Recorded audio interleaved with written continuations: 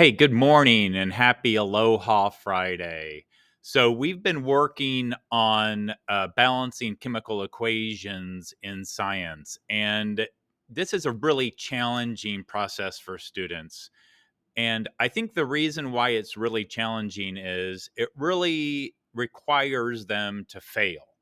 And, you know, it is probably hardest for some of my best students to work through that failure process because, as you're balancing chemical equations, you're putting coefficients in and you're um, trying to get figure out exactly how to balance those equations, and it is hard. And so what I talk to kids about is this idea of, failing fast. That, the faster you can fail and fail forward and fail better, that is what really leads to good learning. And so, we do this a lot in education where we'll sit in meetings and we'll talk about what we should be doing and that kind of thing. And, we read books and go on social media and talk about what we should be doing. And while those practices have merit, what we really need to be doing is doing, that implementation part, that not, just, do it. And if you fail, own it and then fix it. And then that solution of doing, try something else.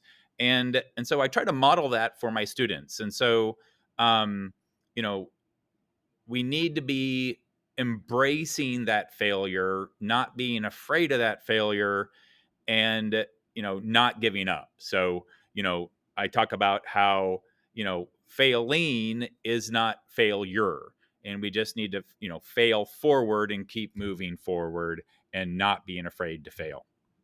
So that's what we've been doing this week in science. In biology, we're continuing on with DNA. We started a little bit with some DNA replication, and then we're doing a DNA extraction lab today. Of course, next week we're off because of Thanksgiving break.